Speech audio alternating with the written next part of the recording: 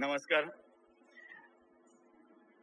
गिरगावातल्या या जुन्या वस्तीतल्या सर्व रहिवाशांना महाराष्ट्र टाइम्सचा आणि माझा नमस्कार. या व्याख्यानमालेला यायला मला विशेष आनंद झाला. याचं महत्त्वाचं कारण हे आहे की मी ज्या काळामध्ये रिपोर्टिंगमध्ये नवीन होतो, तरुण पत्रकार म्हणून काम करत होतो, त्या काळामध्ये जयप्रकाश सामंत नावाचा एक तरुण नगरसेवक हा मुंबई महापालिकेमध्ये काम करत होता. त्यांची काम करण्याची पद्धत, सभागृहात वावरण्याची पद्धत, त्यांनी कागदपत्र बघण्याची पद्धत आणि त्याचबरोबर जिथून आपण निवडून आलो तिकडे काम करण्याचं, हे सगळं मी त्या काळामध्ये अगदी जवळून बघत होतो. अचानक जयप्रकाश आपल्याला सोडून निघून गेले. एक पोकळी जाणवायला लागली. काळ वाहत असतो, नवीन नवीन नेते येत असतात, परंतु काही माणसं जी मनामध्ये कायमचं घर करून बसतात, जयप्रकाश सामंत हे त्यापैकी एक आहेत. एक मित्र गेल्याचं दुःख, त्याचबरोबर मुंबईची काळजी करणारा, आपल्या मराठी माणसांची काळजी करणारा एक सच्चा कार्यकर्ता गेला, हे दुःख त्याच्याहूनही मोठं होतं. त्यांचं छायाचित्र जिकडे लागलेलं आहे तिकडे इतक्या वर्षांनी का होईना एखादी बोलण्याची मला संधी मिळाली, याबद्दल मी स्वतःला भाग्यवान समजतो. मित्रांनो, पहिल्यांदा मी एक ज्याला कबुली जबाब म्हणतात, कन्फेशन, ते देतो की मी व्यवसायाने पत्रकार आहे, हुद्द्यांना आता संपादक आहे, पण व्यवसायाने पत्रकार आहे, लिहिणारा माणूस आहे मी. तुम्ही जर मला लिहायला सांगितलं तर तासा 2 तासात मी माझ्या वकुवाप्रमाणे कॉलम दीड कॉलम लिहू शकतो, परंतु जर बोलायला सांगितलं तर माझ्यावर बाका प्रसंग उभा राहतो, पाय लटपटतात. त्यातून ठाकूर साहेबांसारखे महनीय खासदार जेव्हा आपल्या समोर असतात तेव्हा तर आणखीन भीती वाटते. तसे माझे पाय लटपटतात. सुदैवाने हे पुढे आहे, त्याच्यामुळे तुम्हाला दिसत नाहीये ते. तरी सुद्धा मी थोडासा प्रयत्न करणार आहे. तुम्ही माझं म्हणणं ऐकून घ्यावं अशी माझी इच्छा आहे. ठाकूर सर आणि माझ्या मित्रमंडळींना विषय असा दिलेला आहे की महाराष्ट्राचे राजकारण आणि शिवसेनेची भूमिका. प्रसंग गंभीर आहे. आता मी जे काही बोलणार आहे ती सर्व मतं माझी स्वतःची आहेत. महाराष्ट्र टाइम्सचे संपादक त्याच्याशी सहमत असतीलच असं नाही.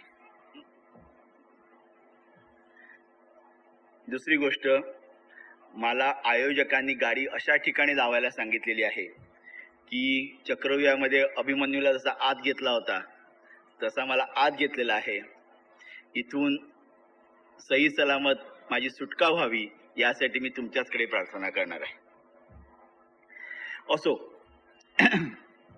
महाराष्ट्राचं राजकारण आणि शिवसेनेची भूमिका या विषयावर बोलताना मला पहिल्यांदा एक सांगायचंय की या दोन गोष्टी स्वतंत्र नाहीयेत.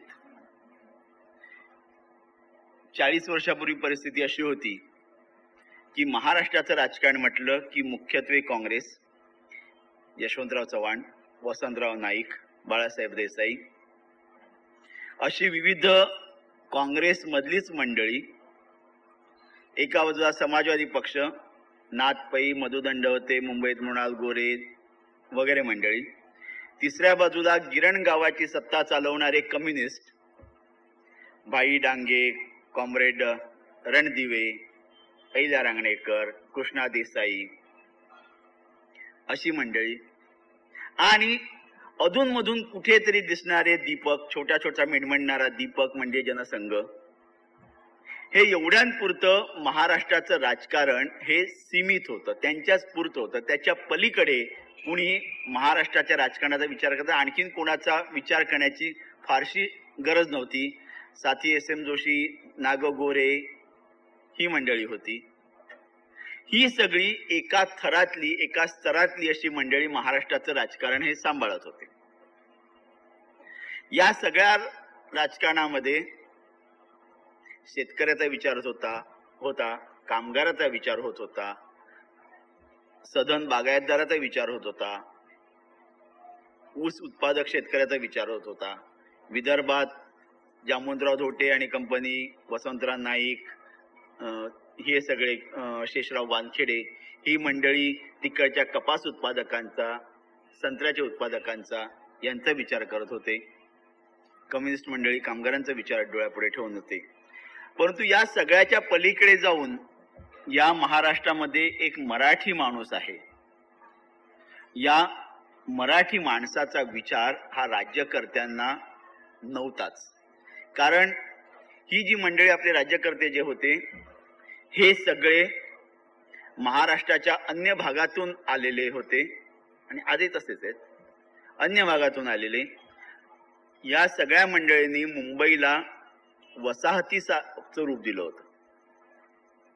म्हणजे इथे यायचं, राज्य करायचं, इथे राज्य करायचं, इथे बंगले घ्यायचे, इथे इमारतीमध्ये फ्लॅट्स घ्यायचे आणि लक्ष मात्र महाराष्ट्रामध्ये अन्यत्र त्यांचं असायचं. कारण त्यांचे मतदारसंघ हे सगळे तिकडे पलीकडे होते.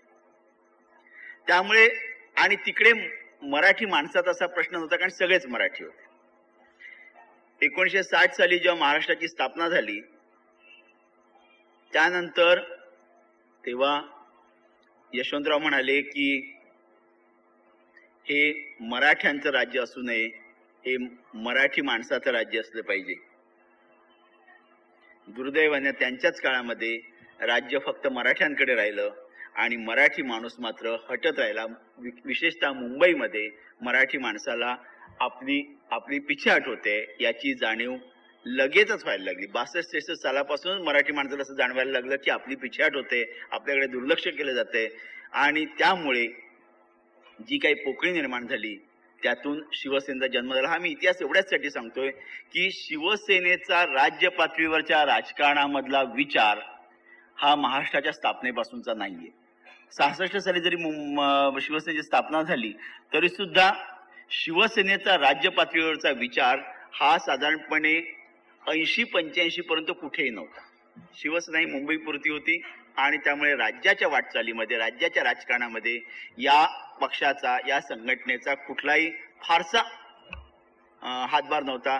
कोणी म्हणायचं वसंतराव नाईकांच्या सल्ल्याने चालणारी ही संघटना आहे, कोणी म्हणायचं काँग्रेसचीच एक ही सपोर्ट ऑर्गनायझेशन आहे, कोणी म्हणायचं की कम्युनिस्टांना शह देण्यासाठी म्हणून अमेरिका धार्जिण्या लोकांनी पुढे आणलेली ही संघटना आहे. असे विविध प्रवाह होते आणि शिवसेना लढत होती, पडत होती, जास्त पडतच होती. एकदा लालबागने आणि एकदा गिरगावने शिवसेनेचे आमदार विधानसभेत पाठवले होते. त्याच्या पलीकडे कधी शिवसेनेला यश आलं नव्हतं. नंतर शिवसेनेला यश येत गेलं आणि आजची महाराष्ट्राची राजकारणाची वाटचाल म्हणजे rise and fall of Shiv Sena अशी परिस्थिती आहे. मी जेव्हा राईज म्हणतो तेव्हा तुम्ही टाळ्या वाजवाल, मी जेव्हा फॉल ऑफ शिवसेना म्हणतो तेव्हा तुम्ही उसासा सोडाल. परंतु या दोन्ही गोष्टी खऱ्या आहेत. शिवसेनेचा ज्या मुद्द्यांवर राईज झाला, ज्या मुद्द्यांवर उदय झाला, त्याच मुद्द्यांमुळे शिवसेनेचा ऱ्हास होऊ लागलेला आहे. ही गोष्ट आपण लक्षात घेतली पाहिजे. मी आजच्या माझ्या विवेचनामध्ये फक्त शिवसेनेवर बोलणार नाहीये, मला बरंच इतर मुद्द्यांवरही बोलायचं आहे. आपल्याला पटो न पटो, तुम्हाला किती पटतं मला माहिती नाही, मला पटतं की महाराष्ट्राचं राजकारण आजही, आज मितीला सुद्धा हे काँग्रेस आणि काँग्रेसचे पुढारी यांच्या भोवतीच फिरत आहे. 1995 ते 99 या काळामध्ये या राज्यामध्ये शिवसेनेची सत्ता होती, शिवसेना भाजप या युतीची सत्ता होती. तेव्हाच्या काळातले पेपर काढून बघा, तेव्हाच्या काळातले तुम्ही पेपर काढून पाहिलेत तरी सुद्धा एखादं किणी प्रकरण किंवा एखादं आणखीन काही प्रकरण सोडलं तर सतत बातम्या ज्या येत होत्या, वृत्तपत्रांचे रकाने जे भरत होते हे काँग्रेसच्याच बातम्यांनी भरत होते. शरद पवार तेव्हाही हिरोच होते. त्यामुळे या राज्याचं राजकारण हे काँग्रेसच्या अवतीभोवतीच घुटमळत राहिलेलं आहे. त्यामुळे राज्याच्या राजकारणाचा विचार करायचा तर काँग्रेसबद्दल, आजच्या काँग्रेसबद्दल बोलायलाच पाहिजे. मी आता माझ्या भाषणाचे 2 भाग करणार आहे. नंबर 1 चा भाग काँग्रेस, दुसरा भाग शिवसेना आणि तिसरा भाग या दोघांचा परस्पर समन्वय. आज काँग्रेसची परिस्थिती काय आहे तर आज काँग्रेस सत्ताधारी आहेच आणि आपल्याला पटो न पटो काँग्रेसची लेजिस्लेटिव्ह पॉवर, वैधानिक शक्ती ही या राज्यातही वाढतच चाललेली आहे. आपण असं म्हणू की लेजिस्लेटिव्ह पॉवरला काही अर्थ नसतो, हे भाषणांसाठी ठीक आहे, आम्ही रस्त्यावर येऊन लढू, जनता आमची आहे, विधानसभा तुमची असली तरी जनता आमची वगैरे बोलणं याला काही अर्थ नसतं. याचं कारण असं, कायदे करण्याचा अधिकार आणि पैशाचं वाटप करण्याचा, बजेट करण्याचा अधिकार हा लेजिस्लेचरला असतो, विधिमंडळाला असतो. त्यामुळे तिथे तुमची सत्ता असणं हे आवश्यक आहे. काँग्रेस हे इलेक्शन मशीन आहे. तुम्हाला काँग्रेसच्या कुठल्याही सभेला आता जिकडे गर्दी आहे इतकी गर्दी तुम्हाला सापडत नाही. परंतु तरी सुद्धा काँग्रेसला मतं मात्र मिळत असतात. याचं कारण Congress is a well गिअर्ड election machine. काँग्रेसची मतं ही 20% मतं ही कुठल्याही मतदारसंघात नक्की असतात. ही हिस्टॉरिकली, ऐतिहासिक दृष्ट्या ही प्रत्येक मतदारसंघामध्ये काँग्रेसची 20% मतं ही नक्की असतात. ही पूर्वापार 1952 पासून चालू झालेली परिस्थिती आजही कायम आहे. त्याच्या पुढे मिळणारी जी मतं आहेत ही त्या नेत्याच्या, त्या परिस्थितीच्या आणि त्या विरोधी पक्षाच्या भूमिकेवर ठरत असतात. त्यामुळे काँग्रेसची मते 20%च्या वर चालू होतात, इतर पक्षांना 0 पासून सुरुवात करायला लागते. त्यामुळे काँग्रेसला एक बिल्ट इन, अंतर्भूत असा एक ऍडव्हान्टेज आहे, फायदा आहे की त्यांची मतं ही निश्चित ठरलेली आहे आणि त्यामुळे काँग्रेस ही जिंकतच असते. आज मितीला परिस्थिती अशी आहे की काँग्रेस हा सर्वात मोठा पक्ष विधानसभेतला हा बनलेला आहे. हे बनण्यामागे त्या पक्षाचं काही कर्तृत्व आहे का? त्या पक्षाचे जे आत्ताचे प्रचलित नेते जे आहेत, म्हणजे त्यांचे प्रदेशाध्यक्ष, त्यांचे मुख्यमंत्री, त्यांचे अन्य कोणी प्रभारी, यांचं कोणाचं काही कर्तृत्व आहे का? मला स्वतःला तसं वाटत नाही. बोलणं हे धारिष्ठच आहे, परंतु मला स्वतः तसं वाटत नाही. तुम्हाला जर टेनिसचा गेम जर माहिती असेल, टेनिस हा खेळ जर माहिती असेल, तर टेनिसमध्ये 2 खेळाडू समोरासमोर खेळत असतात आणि मला जो गुण मिळवायचे असतील तर मीच चांगलं खेळलं पाहिजे याची गरज नसते. समोरचा माणूस जर डबल फॉल्ट करत राहिला, समोरचा माणूस जर का लाईनच्या बाहेर बॉल मारत राहिला तर समोरचा हरत जातो, मला आपोआप गुण मिळत जातात. काँग्रेसची परिस्थिती एक्झॅक्टली तशी आहे. ही मंडळी डबल फॉल्ट करतायत आणि काँग्रेसला गुण मिळत चाललेले आहेत. थोडे कमी पडत होते, एनसीपी पेक्षा थोड्या सीट्स कमी होत्या, आमच्या मंडळीने ती कृपा केली, 4 सीटा आताच देऊन टाकल्या. त्यामुळे काहीही न करता, स्वकर्तृत्व न गाजवता काँग्रेसला जर सीट्स मिळत असतील तर त्याबद्दल त्यांना दोष देण्याचं कारण नाही किंवा त्यांना त्यांच्या पाठीवर थापसुद्धा मारण्याचं कारण नाही. सगळा जो दोष किंवा गुण जे आहेत हे पलीकडच्या बाजूला आहे. अशी काँग्रेस आज सर्वात मोठा सिंगल लार्जेस्ट पार्टी ज्याला म्हणतात, सर्वात मोठा एक पक्ष असे विधानसभेमध्ये बनलेले आहेत. त्यामुळे पुढची 4 वर्ष तरी त्यांना काही काळजी नाही. आता त्यांना काळजी नाही याचा अर्थ ते सुखरूप आहेत का? देशाच्या पातळीवर जर पाहिलं तर काँग्रेस खूप आता सुखरूप अवस्थेमध्ये आहे. याचं कारण असं की काँग्रेसला जे शह देऊ शकतील असे भारतीय जनता पार्टी, उत्तरेमध्ये मुलायम सिंग, अमर सिंग, बिहारमध्ये लालू आणि कंपनी, ही सर्व माणसं आपापल्या वजनाखालीच कोसळत आहेत. महाराष्ट्रामध्ये शिवसेना स्वतःच्याच प्रेशरखाली कोसळते आणि त्यामुळे केंद्राच्या लेवलला काँग्रेस हा अत्यंत सुखरूप पक्ष आहे, काही काळजी नाही त्यांना. आणि येत्या नजीकच्या भविष्य काळामध्ये काँग्रेसला शह देईल असा कुठलाही एक डावे जे काही 2-3 राज्यांपुरते मर्यादित आहेत, 2च राज्यांपुरते, केरळ आणि बंगाल, ह्या राज्यांपुरते सोडले तर आणखीन कुठेही काँग्रेसला शह देईल असा पक्ष किंवा आघाडी अस्तित्वात नाही. त्यामुळे काँग्रेस तिकडे सुखरूप आहे. महाराष्ट्रामध्ये तशी सुखरूप आहे का? दुर्दैवाने किंवा सुदैवानं महाराष्ट्रामध्ये तशी परिस्थिती नाही. आज काँग्रेसला लेजिस्लेटिव्ह व्हिक्टरी मिळालेली आहे, विधिमंडळामध्ये त्यांना विजय मिळालेला आहे, परंतु याचा अर्थ तो पक्ष खुशाल आहे, सुखात आहे असं नाही. या पक्षा काँग्रेसचे मी मगाशी जे म्हटलं की काँग्रेस हे इलेक्शन मशीन आहे. हे इलेक्शन मशीन फक्त इलेक्शनच्या काळामध्ये काम करतं. त्याची यंत्र फिरायला लागतात, त्याची चक्र फिरायला लागतात. अन्य काळामध्ये हे सुस्त पडलेलं असं एक मशीन आहे. मग काँग्रेसचं काय आहे परिस्थिती? तर काँग्रेस सध्या अंतर्विरोधाने पूर्णपणे पोखरून गेलेला पक्ष आहे. काँग्रेसमध्ये प्रचंड अंतर्विरोध आहे. वर खाली जरी त्याचं कवच एक दिसत असलं ते काँग्रेस आतून जवळजवळ 10 काँग्रेस आज अस्तित्वात आहे.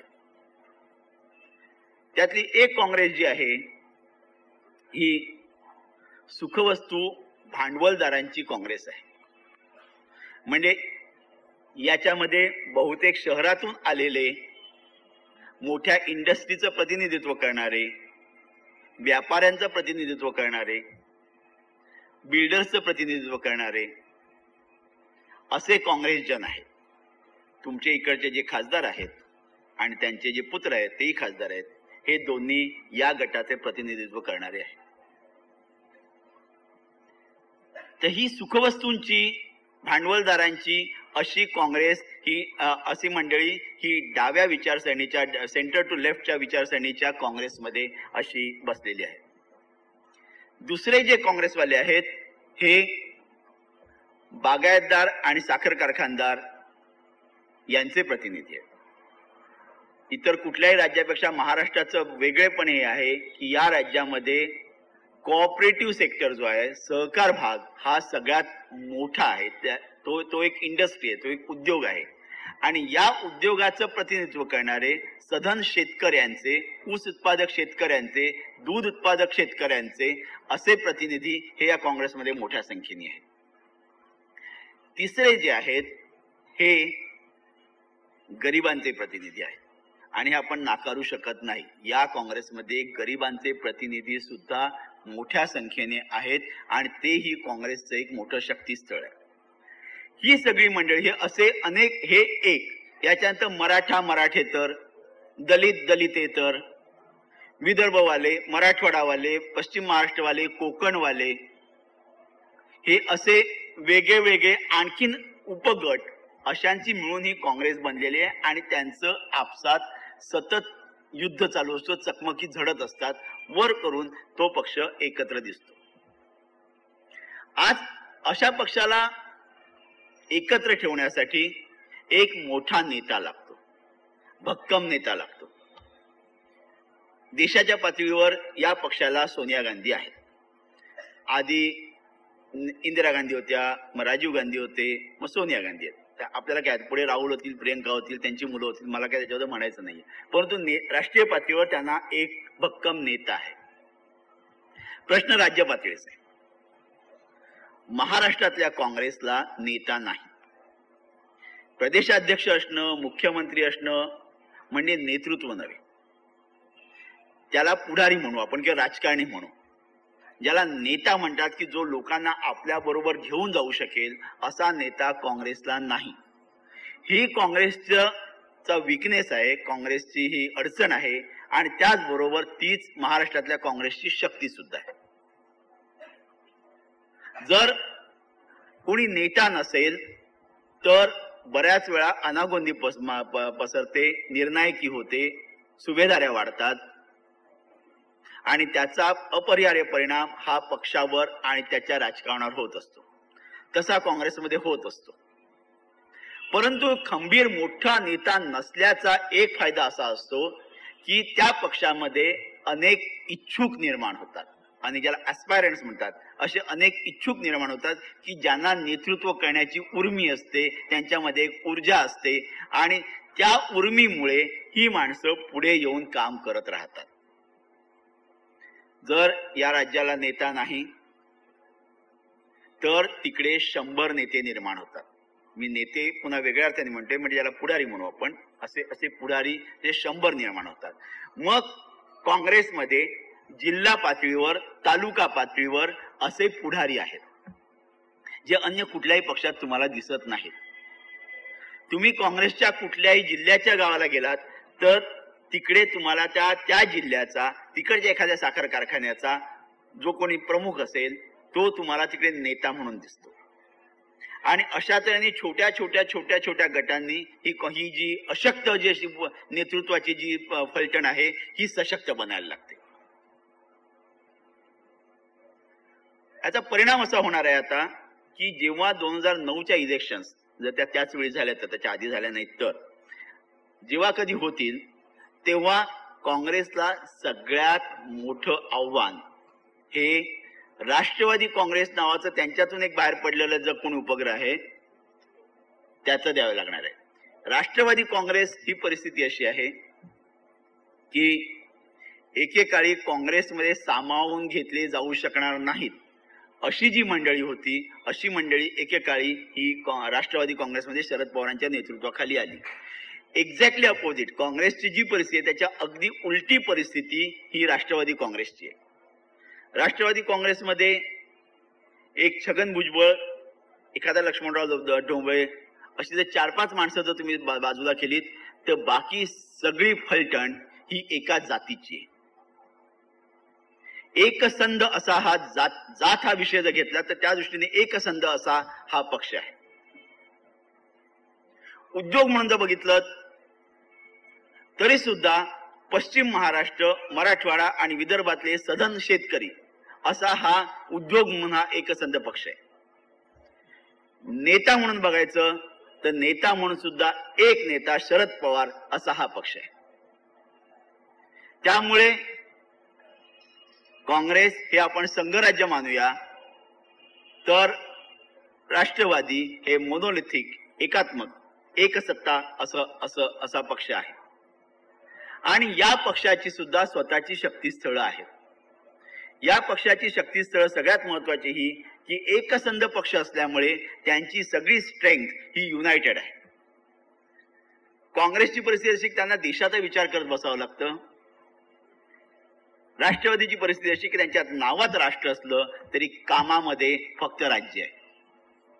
ते फक्त महाराष्ट्राचा विचार करतात आणि त्यामुळे ते अतिशय फोकस्ड आहेत. त्यांचा सगळा विचार हा अत्यंत एका बाजूने जाणार आहे. एक गट, एक मतदार आणि एक नेता असा हा पक्ष असल्यामुळे त्यांचं काम हे खूप फोकस असं चाललेलं आहे. तुम्ही मुंबईमध्ये आहात, किती तुमच्यापैकी महाराष्ट्रामध्ये फिरतात मला माहित नाहीये, परंतु महाराष्ट्राचा जर विचार करायचा तर मला सांगायचं तुम्हाला की राष्ट्रवादीची जिल्हा पातळीवरची, तालुका पातळीवरची, गाव पातळीवरची शक्ती ही खूप मोठ्या प्रमाणावर वाढते आहे. आणि आपल्याला कल्पना येणार नाही इतक्या मोठ्या प्रमाणावर राष्ट्रवादीचा हा, ज्याला इनरोड्स करणं म्हणतात, आतमधून घुसणं म्हणतात, असं राष्ट्रवादीचं हे फार मोठ्या प्रमाणावर चालू आहे.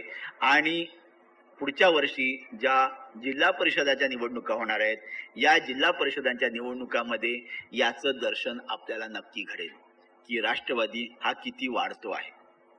आता शरद पवारांनी अतिशय चांगली चाल खेळली. ती चाल ही की स्वतःच्या पक्षाला जास्त जागा मिळूनही त्यांनी मुख्यमंत्री पद काँग्रेसकडे जाऊ दिलं आणि त्याच्या बदल्यात स्वतःला जास्त मंत्रिपद घेतली. तुम्ही आठवा काय परिस्थिती, ज्या परिस्थितीमध्ये हे निकाल लागलेले आहेत. जेव्हा हे निकाल लागले आणि ज्यावेळी राष्ट्रवादीला जास्त जागा मिळाल्या, काँग्रेसपेक्षा खूप कमी जागा लढूनही राष्ट्रवादीला खूप जास्त जागा, 3 जागा जास्तच मिळाल्या, त्या काळामध्ये महाराष्ट्र दुष्काळाच्या खाईमध्ये होता. महाराष्ट्रात दुष्काळाच्या खाईचा संबंध शेतकरी फार पिचलेला होता. त्या दिवशी, ज्या दिवशी सत्तांतर नवीन सरकार टेक ओव्हर करणार होतं, त्या दिवशी महाराष्ट्रावर 9,900 कोटी रुपयांचं कर्ज होतं. ते आणखीन 3 महिन्यामध्ये 1 लाख कोटी झालं. 9,900 कोटी रुपयांचं 90,900 कोटी रुपयांचं कर्ज होतं.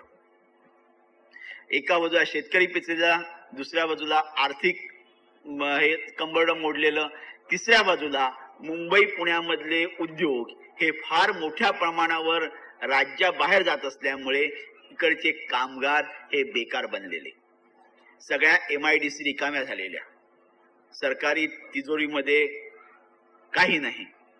अशा अवस्थेमध्ये सत्तांतर होणार होतं. जर त्यावेळी शरद पवारांनी जर का सांगितलं असतं की माझ्या पक्षाला जास्त जागा आहेत आणि त्यामुळे माझा मुख्यमंत्री होणार. मित्रांनो, लक्षात घ्या, मुख्यमंत्री पद मिळालं असतं, परंतु मुख्यमंत्रीपद मिळालं असतं, परंतु या सगळ्या शिव्यांना, हे सगळे जे शाप मिळणार होते, ही सगळी जी टीका होणार होती, या सगळ्या टीकेला राष्ट्रवादी काँग्रेस जबाबदार झालं असतं. अतिशय हुशार चाल खेळले, मोठ्या मनाचा हे केला आणि उदार अंतःकरणाने मुख्यमंत्री पद हे काँग्रेसला देऊन टाकलं. त्यामुळे केंद्रामध्ये त्यांची पद कायम राहिली. स्वतःला 3 मंत्रीपद जास्त मिळाली, त्यामुळे अधिक आमदारांची सोय करता आली.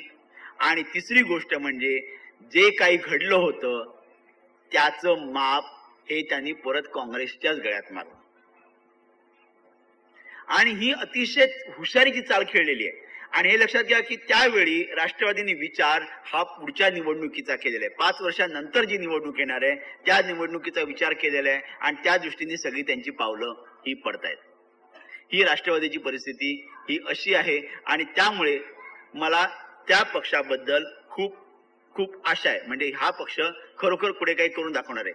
दुसरी गोष्ट याच्यातली अशी की एक नेतृत्व असल्यामुळे शरद पवारांना त्यांचे हँडपिक, त्यांनी निवडलेले अशी माणसं ही त्यांना पुढे आणता आलेली आहे. जयंत पाटील सारखा अर्थमंत्री हा इतर काळामध्ये कुठल्याही काळामध्ये अर्थमंत्री होऊ शकला नसता. आर पाटीलांसारखा रोजगार हमी योजनेवर काम करणारा माणूस हा कुठल्याही परिस्थितीमध्ये राज्याचा उपमुख्यमंत्री होऊ शकला नसता. छगन भुजबळांना काढणं सोपं होतं, बाजूला करणं, परंतु विजयसिंह मोहिते पाटलांसारख्या एका साखर सम्राटाला बाजूला करून आर पाटलांना उपमुख्यमंत्री करणं हे धारिष्ट्याचं होतं. हे केवळ राष्ट्रवादी सरकार छोटा पक्ष असल्यामुळे, एकच नेता असल्यामुळे हे शक्य होतं. उद्या जर सुप्रिया सुळे जर का खासदार झाल्या तर ते सुद्धा या पक्षामुळे शक्य होणार आहे. तेव्हा ही परिस्थिती राष्ट्रवादीची आहे. आता तिसरा महत्वाचा घटक म्हणजे शिवसेना आणि भाजप यांच्यातली ही युती. आधी मी थोडंसं भाजपबद्दल बोलतो, कारण भाजप हा या राजकारणातला एक महत्वाचा खेळाडू आहे. एक काळ जनसंघ म्हणून एका जातीचा असलेला पक्ष भाजप म्हणून जास्त व्यापक झाला. गोपीनाथ मुंडेंसारखी माणसं त्या पक्षामध्ये नेतृत्वाला आली आणि त्यामुळे भाजप हा खरोखरच राज्याचा पक्ष हा व्हायला लागला. भाजपच्या सुद्धा खेळी फार हुशारीच्या आहे. एक काळ असा होता, तुम्हाला आठवतं की मला माहित नाही, जेव्हा 84 मध्ये भाजप नवा सत्तेत राजकारणात येत होता. 80 मध्ये स्थापना झाली, नंतर 84ला पहिल्या निवडणुका झाल्या. त्यावेळी भाजपची परिस्थिती अशी होती की भाजपला मुंबई पुण्यातले काही छोटे मतदारसंघ सोडले तो कुठेही स्थान नव्हतं. भाजपला ग्रामीण भागाची अजिबात ओळख नव्हती. त्यांना रब्बी म्हणजे काय आणि खरीप म्हणजे काय हे माहीत नव्हतं. असा एक शहरी छोट्या व्यापाऱ्यांचा पक्ष, ट्रेडर्स ज्याला म्हणतात, अशा ट्रेडर्सचा पक्ष म्हणून हा पक्ष पुढे येत होता. त्यावेळी भाजपने हिंदुत्वाच्या नावाखाली शिवसेनेबरोबर अलायन्स केलं, शिवसेनेबरोबर युती केली. चांगलं केलं. फायदा काय झाला? गोष्ट अशी झाली की शिवसेनेमुळे भाजपाला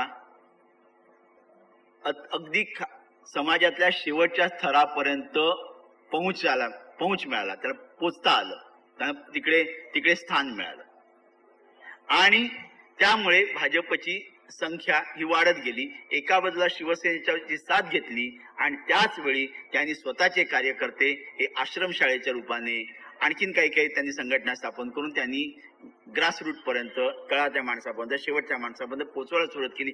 आज परिस्थिती अशी आहे की जिकडे जिकडे भगवा आहे, जिकडे जिकडे चरखा आहे, जिकडे जिकडे घड्याळ आहे, तिकडे सगळीकडे भाजप सुद्धा आहे.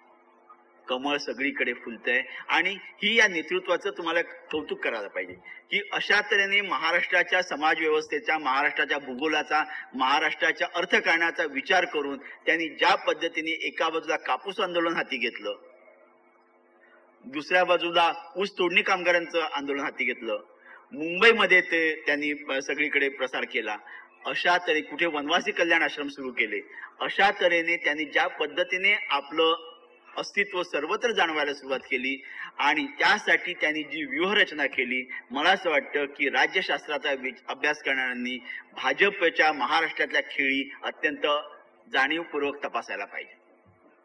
अतिशय हुशारीने केलं. तुम्ही भाजपचे नेतृत्व लक्षात घ्या. भाजपचं महाराष्ट्रातलं नेतृत्व असं की एका बाजूला प्रमोद महाजन आणि दुसऱ्या बाजूला गोपीनाथ मुंडे. प्रमोद महाजन हे समाजातल्या ब्राह्मण वर्गाचे, उच्च वर्गाचे नेते.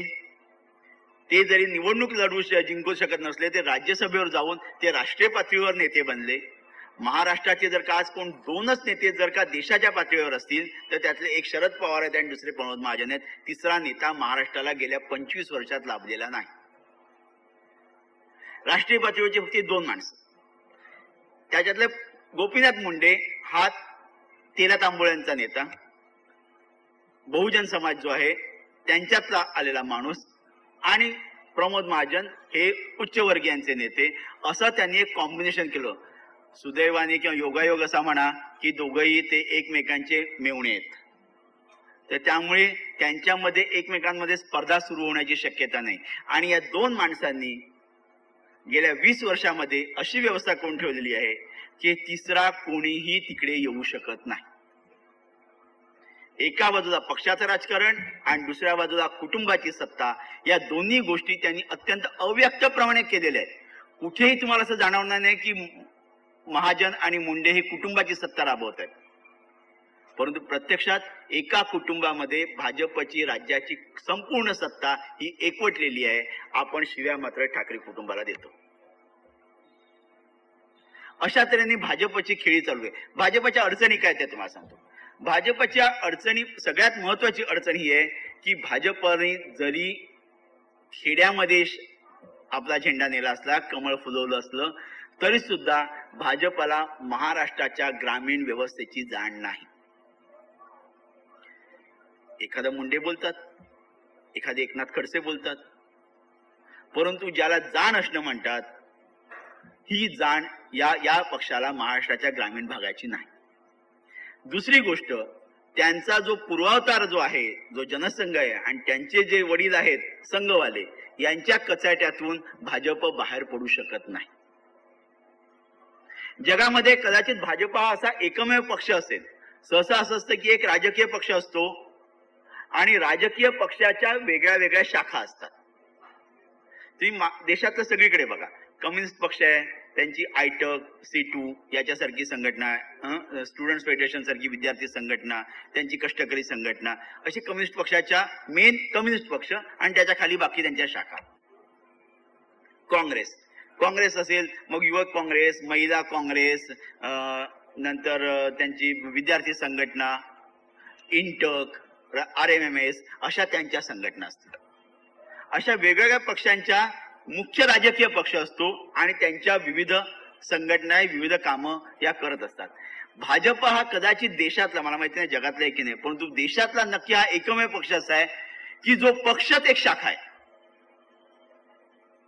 त्यांचा मूळ स्रोत राष्ट्रीय स्वयंसेवक संघ ही सांस्कृतिक म्हणवणारी अशी एक संघटना आहे. या सांस्कृतिक संघटनेची जसं विश्व हिंदू परिषद आहे, जसा बजरंग दल आहे, जसा वनवासी कल्याण आश्रम आहे, जशी भारतीय मजदूर संघ आहे, तसंच भारतीय जनता पक्ष ही एक राजकीय शाखा आहे. विश्व हिंदू परिषद त्यांचीच आहे. तर ज्या संघटनेला नेतृत्व हे राजकीय नाही, अशा संघटनेच्या मुळात जडणघडणीमध्ये डिझाईन फॉल ज्याला म्हणतात, हा डिझाईन एररच या संघटनेमध्ये असल्यामुळे या पक्षाला महाराष्ट्रात तरी फार मोठं भवितव्य नाही. दुसरी गोष्ट आहे, मगाशी मी सांगितलं की एका कुटुंबामध्ये नेतृत्व आहे. यातले जे प्रमोद महाजन आहेत, ज्यांच्यामध्ये मोठं नेतृत्व करण्याची क्षमता आहे, या माणसाचे डोळे हे महाराष्ट्रात नसून त्यांचे डोळे हे दिल्लीच्या गादीवर आहेत. त्यांना कधी पक्षाध्यक्ष व्हायचं असतं, त्यांना कधी पंतप्रधान पदाच्या रेसमध्ये यायचं असतं, कधी ते अटल बिहारी लालकृष्ण अडवाणी यांच्यामधलं बॅलन्सिंग रॉड म्हणून काम करतात. आणि त्यामुळे त्यांचं संपूर्ण लक्ष हे दिल्लीवर आहे. त्यांचे महाराष्ट्रामध्ये त्यांनी कधीच स्वतःची मुळं रोवायची, स्वतःला निवडून आणायचं असे महाराष्ट्रात त्यांनी प्रयत्न केले. एकदा केले, एकदा निवडून आले, दोनदा पडले, नंतर त्यांनी महाराष्ट्र सोडून दिला, ते राज्यसभेवर गेले. राज्यसभेचा माणूस हा राष्ट्रीय नेतृत्व करायला किती सक्षम आहे याचा आपण विचार केला पाहिजे. मनमोहन सिंग आहेत राज्यसभेचे मेंबर, परंतु ते नेते नव्हेत, ते सीईओ नाहीयेत, ते सीओओ आहेत. सीईओ सोनिया गांधी आहेत. तर त्यामुळे जोपर्यंत तुम्ही लोकसभेवर निवडून येत नाही, जोपर्यंत तुम्ही जनतेतून निवडून येत नाही, तोपर्यंत तुमच्या नेतृत्वाला धार राहत नाही. तीच गत ही प्रमोद महाजनांची झालेली आहे. गोपीनाथ मुंडे माणूस परडा वक्ता आहे, तळागाळातून आलेला आहे, परंतु राज्याचं नेतृत्व करण्यासाठी जी कस लागते, जो अभ्यास लागतो, हा अभ्यास आणि तो कस हा या माणसाचा नाहीये. त्यामुळे त्यांच्यामध्ये सुद्धा फार मोठा जनसमुदाय बरोबर घेऊन जाण्याची ताकद नाहीये. हा माणूस मराठवाड्यामध्ये चमकतो, विदर्भामध्ये थोडाफार चमकत असेल, पश्चिम महाराष्ट्र आणि कोकणाचा त्यांना पत्ता नाहीये. आणि असा अभ्यास आपण कधी करावं, हे राजकारण आपण सिरियसली घ्यावं, हा त्यांचा मुळात पिंड नाही. त्यांच्या आवडीनिवडी काय आहेत ते इकडे मी सांगण्याची गरज नाही. तर ही अशी परिस्थिती. 80 सालापासून आज जेव्हा या पक्षाचा रौप्य महोत्सव साजरा होत आहे, या पक्षाची स्थापना या शहरामध्ये झाली, रौप्य महोत्सव या शहरात झाला. या राज्यामध्ये तिसरा नेता निर्माण होणार नाही अशी दक्षता घेतली गेल्यामुळे तिसरं नावच नाही. एखादा नितीन गडकरी काहीतरी दिसतो, परंतु ते विधान परिषदेच्या नेतेपदापुरते राहतात. त्याच्या पलीकडे नाव घ्यावं असा या पक्षामध्ये नेताच नाही. बरं, मग शहर पातळीवर नेते आहेत का? तर तसेही नाहीत. गाव पातळीवर नेते आहेत का? जिल्हा पातळीवर नेते आहेत का? तिथेही कुठेही नेते नाहीत. त्यामुळे ही एक त्या अर्थाने मोठे नेते नसलेली आणि छोटेही नेते नसलेली अशी एक संघटना आहे. मग हे निवडून काय येतात? आज परिस्थिती अशी आहे की यांचे आणखी 2-3 आमदार जर गेले तर भाजप हा सर्वात मोठा पक्ष, विरोधी पक्ष हा होणार आहे आणि त्यांचा नेता हा विरोधी पक्ष नेता होणार आहे. मग हे निवडून काय येतात? ती एक मोठी गोम आहे. भाजपाने अत्यंत स्ट्रॅटेजिकली, ते अत्यंत स्ट्रॅटेजीची माणसं आहेत. भाजपची माणसं ही अत्यंत स्ट्रॅटेजीची माणसं आहेत. त्यांची युद्ध नीती ही चाणक्य नीती अतिशय चांगली आहे. आणि त्यामुळे त्यांनी जे मतदारसंघ नक्की येऊ शकतील असे मतदारसंघ आग्रहाने आपल्याकडे घेतले. आणि ज्या मतदारसंघांमध्ये शक्यता कमी आहे असे मतदारसंघ उदार अंतःकरणाने त्यांनी शिवसेनेला बहाल केले. या सर्व ठिकाणी तुम्ही जर का जिकडे भाजपचे लोक निवडून आलेले आहेत तिकडच्या कॉन्स्टिट्युएन्सीचा आकार आणि तिथल्या मतदारांची व्यवस्था बघा. जिथे शिवसेनेचे मतदार आहेत अशा ठिकाणीच भाजपचे उमेदवार हे निवडून आलेले आहेत. मात्र जिकडे भाजपचे उमेदवार आहेत इथे शिवसेनेचे निवडून आलेच असं नाही. मी अतिशय जबाबदारीने हे विधान करतो. या देवाणघेवाणीच्या व्यवहारामध्ये भाजप हे कायम सरस ठरलेला पक्ष आहे. कायम ते सरस ठरले, कायम त्यांनी हुशारीने ही या रचना करून घेतल्या आणि त्यामुळे त्यांचे उमेदवार हे जास्त निवडून आले. आता ह्याच्यात दुःख वाटण्याचं कारण नाही. ह्याचं कारण शेवटी जो बळी तोच कानपिळी, आणि बळी म्हणजे प्रत्येक वेळी ह्याचं बळ पाहिजे असं नाही, बुद्धीचं बळ सुद्धा महत्वाचं असतं. बुद्धीचं बळ त्यांनी अतिशय चातुर्याने वापरलेलं आहे आणि त्यामुळे भाजपाचे उमेदवार हे निवडून येत आलेले आहेत. तुम्ही गेल्या वेळी बघा, शिवसेनेची सगळीकडे लोकसभेला पडझड झाली. शिवसेनेच्या उमेदवारांची, खासदारांची संख्या एकदम धाडकन घसरली. काँग्रेसची थोडीशी वाढली, एनसीपीची खूप वाढली. जर या संबंध पतझडीमध्ये, या संबंध वावटळामध्ये आपले 10च्या 10 खासदार इंटॅक्ट ठेवणारा जर कुठला पक्ष असेल तर तो महाराष्ट्रामध्ये भाजप होता. हे कसं घडलं? कारण त्यांनी कॉन्सन्ट्रेटेड एफर्ट्स केले. सगळीकडे जिकडे आपली शक्ती वाया जाणार नाही, जिकडे निश्चितपणे निवडून येईल अशाच ठिकाणी त्यांनी आपली शक्ती वापरली आणि भाजपचे लोक हे निवडून आले. त्यामुळे राम नाईकांसारखे पडले तरी त्यांचं बिघडलं नाही. तिकडे किरीट समय पडला तरी बिघडलं नाही. याचं कारण आणखीन 2 कुठेतरी त्यांनी कॉन्सन्ट्रेशन करून निवडून आणण्याची व्यवस्था केलेली होती. तर ही झाली भाजपची व्यवस्था. आता चौथा पक्ष या राजकारणातला म्हणजे शिवसेना. शिवसेनेबद्दल मी मगाशी थोडंफार बोललो. आज शिवसेनेची परिस्थिती अशी आहे की शिवसेना एका मोठ्या काळ्याकुट्ट लांबलचक अशा बोगद्यातून जाते आहे. पहिल्यांदाच मी सांगतो, या बोगद्यातून जात आहे.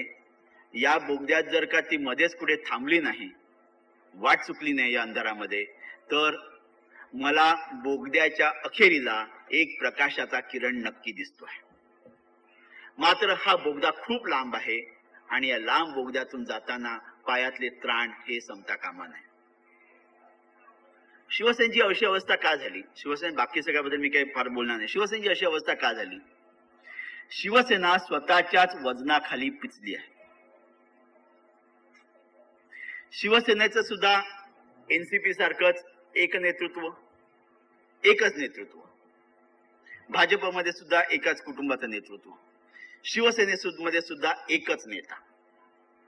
मग हे 2 पक्ष वाढतात आणि शिवसेना मात्र खचते. याचं कारण काय? याचं महत्वाचं कारण हे मला असं वाटतं, हे माझं वैयक्तिक मत आहे, कदाचित त्याच्यात तेच बदलू शकेल, कदाचित आपण सुधारू शकाल. याचं कारण असं की शिवसेना जेव्हा एकचालकांवरतीच राहिली, एक नेता आहे पाळलं, ही अतिशय मोठी शक्ती शिवसेनेकडे आहे. परंतु या शक्तीच्या पुढे एक जी शिस्तबद्ध काडर जी तयार व्हायला पाहिजे, एक अतिशय शिस्तीचे असे शिवसैनिक जे 15 वर्षापूर्वी जे दिसत होते, हे जे दिसायला पाहिजेत, ही माणसं शिल्लक राहिली नाहीत. आणि त्यामुळे आता शिवसेनेला औरंगजेबाची उपमा देणं, मोगलाची उपमा देणं साफ चुकीचं आहे, मला माहिती आहे, मला मान्य आहे, मी त्याच्याबद्दल कान धरतो. परंतु औरंगजेब हा मोठा पातशाह होता. परंतु औरंगजेब हा खूप मोठा पातशाह असला तरी आपल्या सुभेदारांवर लक्ष न राहिल्यामुळे जेव्हा औरंगजेबाचा उतार काळ आला तेव्हा त्याचं राज्य जे होतं ते आपोआप विघटन व्हायला लागलं. परत सांगतो, इथे औरंगजेबाची उपमा मला कोणाला द्यायची नाहीये. शिवसेनेचं एक्झॅक्टली तसं चाललेलं आहे. शिवसेनेचे सुभे झाले, एक सुभा कोणाकडे, दुसरा सुभा कोणाकडे, आणि ज्यांच्याकडे सर्वात मोठा सुभा होता त्यांनी सार्वभौमत्वाची घोषणा केली. 1990 साली नारायण राणे हे बीएसटी कमिटीमधून थेट विधानसभेवर मालवण मधून निवडून गेले 1990 साली. ओके, त्या गोष्टीला 17 वर्ष झाली. 90 सालापर्यंत नारायण राणे हा काही नेता नव्हता. नारायण राणे हे मुंबईच्या बीएसटी कमिटीचे अध्यक्ष आणि एक नगरसेवक होते. त्यांना आमदार केलं तोपर्यंत ते कोकणचे वाघ नव्हते, नक्की नव्हते ना. 15 वर्षामध्ये एक माणूस वाघ बनतो आणि बाकी सगळी कोकरं बनतात. याचा अर्थ काय? याचा एक अर्थ जो प्रमोद महाजनांनी जे काय मल्लीनाथी केली की बाळासाहेबांनी जो अतिविश्वास एका माणसावर दाखवला त्यामुळे हे घडलं. कार्यकर्त्यांवर, नेत्यांवर, दुसऱ्या फळीवर, तिसऱ्या फळीवर विश्वास तर दाखवायलाच हवा, परंतु विश्वास दाखवणं याचा अर्थ संस्थानं निर्माण करणं असं नाही. इथे शिवसेनेमध्ये संस्थानं निर्माण झाली. मला आठवते, मी शिवाजी पार्क भागामध्ये मोठा झालो. माझ्या आठवणीमध्ये शिवसेनेचा शाखा प्रमुख जो नगरसेवक पण नव्हता, शाखा प्रमुख, वॉर्ड क्रमांक 68 चा शाखा प्रमुख, हा जेव्हा वॉर्ड ऑफिस मध्ये जायचा तेव्हा सगळे कर्मचारी उठून उभे राहायचे आणि वॉर्ड ऑफिसर मागच्या दरवाजाने पळून जायचा. इतकी दहशत चांगल्या अर्थाने, धाक आपण म्हणू त्याला, अशी या साध्या शाखा प्रमुखाची होती. हा शाखा प्रमुख पुढे नगरसेवक झाला, हा शाखा प्रमुखच पुढे आमदार झाला, त्यांच्यापैकी काही मंत्री बनले, नवे शाखा प्रमुख आले. माझ्या आठवणीमध्ये तरुण शिवसैनिक कमरेला सायकलची चेन लावून फिरत होते. ज्यांच्या कमरेला सायकलच्या चेनी होत्या त्यांच्या गळ्यामध्ये सोनसाखळी आणि वाघाची नख आली. ज्यावेळी हा बदल होत गेला, जी सायकलवरून फिरणारी, ट्रेननी लटकत जाणारी माणसं जेव्हा आधी मोटरसायकल, नंतर मारुती आणि नंतर आणखीन मोठ्या गाड्या घेऊन, एसी गाड्या घेऊन त्यांना काळ्या काचा लावून जेव्हा फिरायला लागले, तेव्हा परिस्थिती गंभीर झाली. जेव्हा शाखा प्रमुखाला बघून वॉर्ड ऑफिसर पळून जात होता, त्यावेळी शिवसेनेचा धाक होता. आज परिस्थिती अशी आहे की शाखा प्रमुख आणि वॉर्ड ऑफिसर हे कुठल्या तरी बार कम रेस्टॉरंटमध्ये, अंधाऱ्या जागेमध्ये, सिगरेटच्या धुरामध्ये एकमेकांशी चर्चा करून गुटके घेत घेत जेव्हा कॉन्ट्रॅक्टच्या वाटण्या करतात, तेव्हा शिवसेना संपायला लागली. माझं म्हणणं कदाचित आपल्याला पटणार नाही, परंतु मी जे सांगतोय हे माझं स्वतःचं निरीक्षण आहे. या सगळ्यावर जो केंद्रीय नेतृत्वाचा जो घट्ट असा अंमल असायला हवा होता, हा अंमल फक्त भावनात्मक राहिला, हा प्रॅक्टिकल राहिला नाही, डे टू डे दिवसामध्ये राहिला नाही. आणि त्यामुळे शिवसेनेचं अचानक आतून विघटन सुरू झालं. शरद पवार काय किंवा काँग्रेस काय, या मंडळींना एक लक्षात आलं की शिवसेना विधानसभेतल्या किंवा लोकसभेतल्या निवडणुकांमुळे पराभूत होत नाही. कारण या 40 वर्षामध्ये शिवसेनेने जास्त पराभव पाहिले आणि फार कमी विजय पाहिले. फारच थोडे विजय हे शिवसेनेच्या वाट्याला आलेले आहेत. तुम्ही थोडा इतिहास काढून बघा. पहिला विजय हा वामनराव महाडिकांचा विधानसभेत झाला. पुढच्या निवडणुकीत ते पडले. त्या निवडणुकीमध्ये फक्त प्रमोद महाजन निवडून आले 72 साली. त्याच्यानंतरच्या निवडणुकीमध्ये विधानसभेमध्ये सगळे उमेदवार पडले. त्याच्यानंतर फक्त छगन भुजबळ निवडून आले. त्याच्यानंतर एका पोटनिवडणुकीमध्ये रमेश प्रभू निवडून आले आणि त्यांची परत त्यांची हायकोर्टाने निवडणूक रद्द ठरवली. त्यानंतर एका वेळी 42 लोक निवडून आले. त्यानंतर मग सत्ता आली. या संबंध काळामध्ये 71 साली मनोहर जोशी आणि दत्ता प्रधान उभे होते, दोघंही पडले. नंतर दत्ता प्रधान होते ना, दत्ता प्रधान ते पडले. नंतर परत उभे राहत राहिले. वामनराव महाडिक उभे राहिले, पडले. तिसऱ्यांदा वामनराव महाडिक निवडून आले. चौथ्यांदा परत राजापूरला पडले. अशा तऱ्हेने पडझडीचा इतिहास हा शिवसेनेचा मोठा इतिहास आहे. फार थोडा वेळा शिवसेनेला विजय मिळाला आणि तरी सुद्धा जेव्हा शिवसेना शिवसेनेचे जे विरोधक आहेत त्यांच्या एक गोष्ट निश्चित लक्षात आली की शिवसेनेला पराभवाने पिचता येत नाही. बाहेरून किती तुम्ही अटॅक केलात तरी शिवसेनेचा पराभव होत नाही, शिवसेना पिचत नाहीये. हे जेव्हा लक्षात आलं, एखादे छगन भुजबळ, एखादे आणखीन कोणतरी असे निघून जात होते, परंतु शिवसेनेला फार मोठा असा धक्का कधी जाणवत नव्हता. आता मी कुठल्याही माणसाचं नाव घेत नाही, परंतु जे महाराष्ट्राच्या राजकारणातले धुरीण असे जे राष्ट्रीय पातळीवर आहेत, त्यांच्याही कसं लक्षात आलं की जर का शिवसेना फोडायची असेल, शिवसेना अशक्त करायची असेल, तर शिवसेनेला आतून सुरुंग लावणं आवश्यक आहे. आणि नारायण राणेंच्या रूपाने हा पहिल्यांदा आतला सुरुंग लागला. हा आतला सुरुंग लागला, त्याच्या पाठोपाठ हा राज ठाकरेंचा सुरुंग लागला. आणि त्याच्यामुळे मान्य करा अगर न करा, आज शिवसेना विकलांग झाल्यासारखी परिस्थिती आहे. हे असं होण्याचं परत मी तुम्हाला सांगतो की अतिविश्वास, एकाच्या हातात कोकण दिलं, एकाच्या हातात सगळी तरुणाई दिली, असं झाल्यानंतर मग ही परिस्थिती उद्भवणारच. नारायण राणेंची मानसिकता मी समजू शकतो. एक लक्षात घ्या, जेव्हा एखादा महत्वाकांक्षी माणूस थेट शाखा प्रमुख पदावरून जेव्हा मुख्यमंत्री पदापर्यंत पोहोचतो, आणि तसा फार मोठ्या काळात नाही, 30-35 वर्षाच्या काळामध्ये हा माणूस जेव्हा शाखा प्रमुख पासून मुख्यमंत्री पदापर्यंत पोहोचतो, आणि जेव्हा त्या माणसाला जाणीव आहे की मला पब्लिक अपील आहे, मी लोकांशी बोलू शकतो, लोकांवर मी लोकांसाठी काही करू शकतो किंवा लोक माझ्यावर विश्वास ठेवू शकतात, अशी जेव्हा परत मनोमन जाणीव जेव्हा एखाद्या माणसाला होते, तेव्हा असा माणूस हा कधीही दुय्यम तिय्यम स्थान घेणार नाही. ही ह्युमन सायकोलॉजी आहे, ही माणसाची मानसिकता आहे. आणि जेव्हा त्यांना असं लक्षात आलं की बाळासाहेबांच्या नेतृत्वाला कोणीच हात लावणं शक्य नाही, निदान नंबर 2चे आपल्याला सुभेदारी मिळावी, तर तिकडे सुद्धा उद्धव ठाकरे, राज ठाकरे. नंतर त्यांना एक आशेची पाल होता, ओके त्यांच्या नंतर तर ते आपल्याला स्थान मिळावं. मनोहर जोशी निवडणुकीत पडले होते, परंतु त्यांनी मुख्यमंत्रीपदावरून गेले होते, परंतु मुख्यमंत्रीपदावरून गेल्यानंतर 6-7 महिन्याच्या काळामध्ये ते लोकसभेत गेले, केंद्रीय मंत्री झाले, स्पीकर झाले. लोकसभेची निवडणूक पडल्यानंतर सुद्धा ते ठाकरेंच्या अत्यंत जवळच राहिले. ही जेव्हा परिस्थिती निर्माण झाली तेव्हा कुठल्याही महत्वाकांक्षी माणसाला एका विशिष्ट क्षणी आपण त्यातून बाजूला व्हावं असं वाटणारच ती ह्युमन सायकोलॉजी आहे. तुम्ही गाडी चालवत असाल, स्कूटर चालवत असाल, जेव्हा आपण गाडी रस्त्याने जात असतो आणि आपण ड्राईव्ह करत असतो आणि जेव्हा आपल्या पुढे एखादी गाडी चाललेली असते आणि तुम्हाला जर का त्या गाडीच्या पुढे जायचं असेल, तुम्हाला जो ओव्हरटेक करायचा असेल, तुम्ही थोडा वेळ हॉर्न वाजवाल, थोडा वेळ तुम्ही लाईट ब्लिकर कराल, परंतु तरी सुद्धा जर समोरची गाडी जर का हलत नसेल तर तुमच्या पुढे 2 गोष्टी राहतात. एक, त्याला जाऊन टक्कर देणं किंवा स्वतः दुसरी लेन पकडून त्यांच्या पुढे जाणं. तुम्ही ड्राईव्ह करत असताना तुम्हाला माहिती असेल, असंच हीच सायकोलॉजी असते. जर मला माझ्या गाडीच्या पुढे जायचं, पुढच्या गाडीच्या पुढे जायचं, मी माझी लेन, कारण स्वतःची गाडीला मी ठोकर देणार नाही, मी बाजूच्या दुसऱ्या लेन मध्ये जाणार आणि तिकडून पुढे जाणार.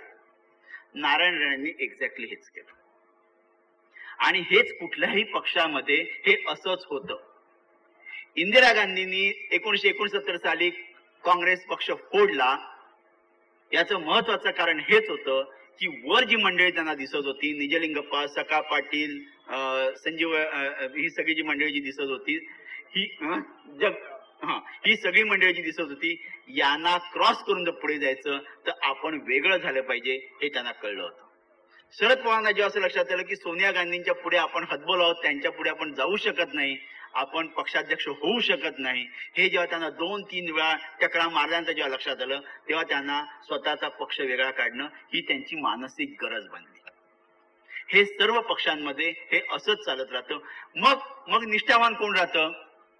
प्रणब मुखर्जी हे निष्ठावानच राहणार, कारण त्यांना माहिती आहे की मी जर इकडच्या गिरगावच्या बाहेरच्या किंवा बंगालमधल्या कोलकात्यामधल्या जर बाहेरच्या बसस्टॉपवर उभं राहिलं तर शेजारचा माणूसही मला ओळखणार नाहीये. जसवंत सिंग हे निष्ठावंतच राहणार. याचं कारण त्यांना ठाऊक आहे की माझ्या मागे जनमताचा रेटा नाही.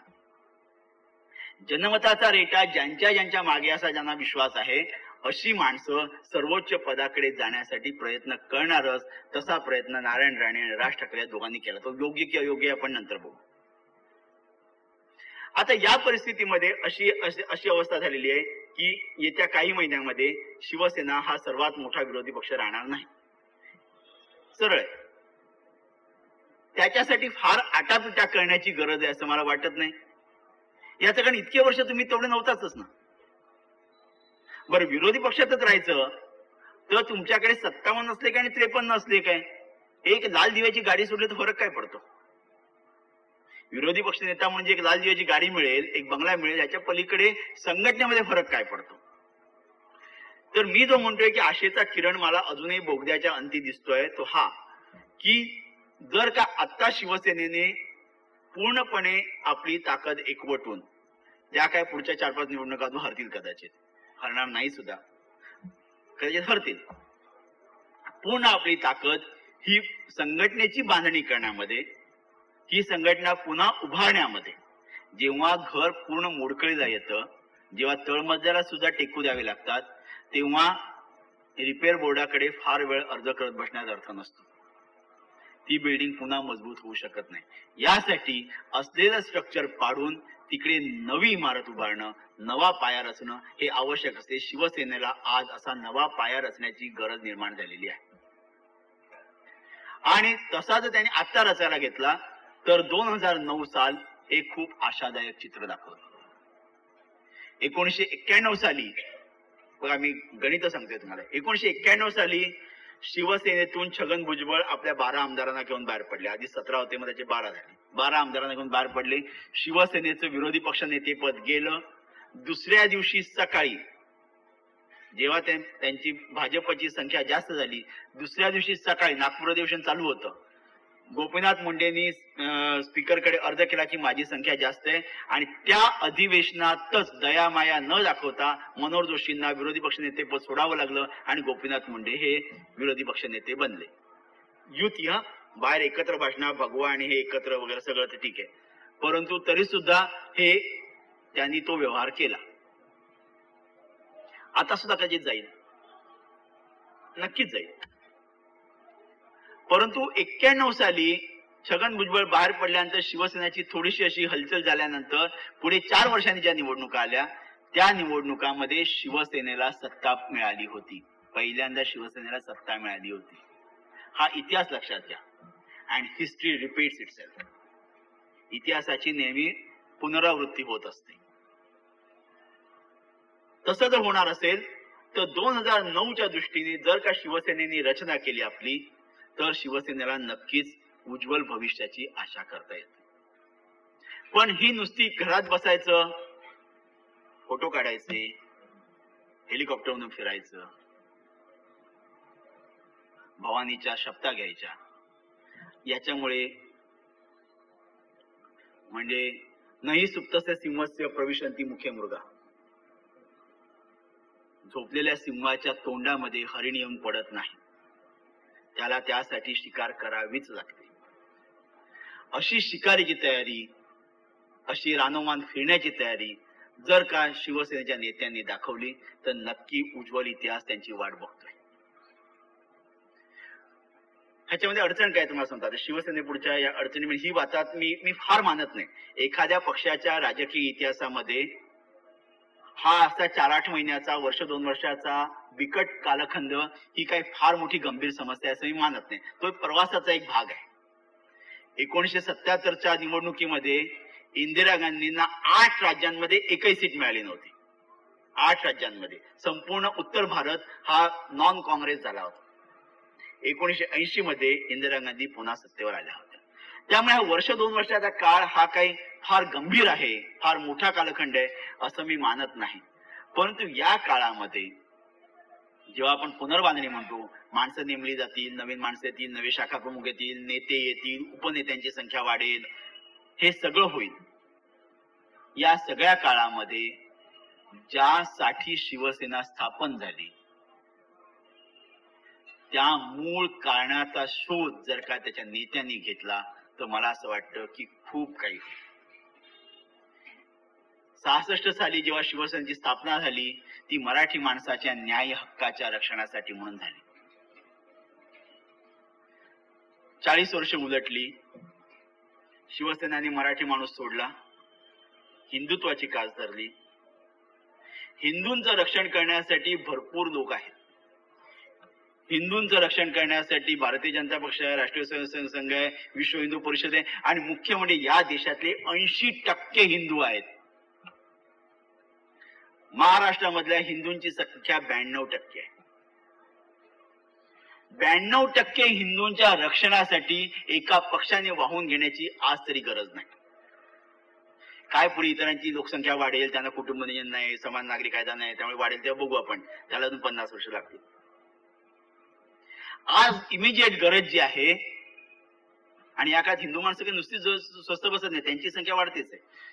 आज जी मुख्य गरज जी आहे ही मराठी माणसाच्या हिताच्या रक्षणाची आहे. महाराष्ट्रात तरी 40 वर्षापूर्वी मराठी माणसाची जी स्थिती होती, ज्यासाठी शिवसेना सुरू झाली आणि शिवसेनेला लोकांनी अंगीकारलं, आपलं म्हटलं, माझी संघटना म्हटलं, यापैकी एकाही कारणाचा निचरा आज झालेला नाही. 40 वर्षांमध्ये मराठी माणसापुढे जे समस्या होत्या त्यापैकी एकाही समस्येचं निराकरण झालेलं नाही. एकाही. उलट त्या सर्व संख्या गुणिले 40 इतक्या पटीने वाढलेल्या आहेत.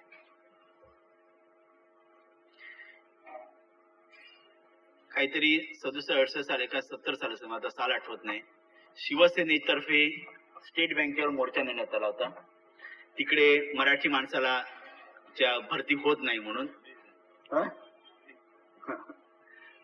आणि तलवार म्हणून कोणतं ऑफिसर होता, आर के तलवार नावाचा माणूस होता. तो मराठी माणसांना घ्यायला नकार देता.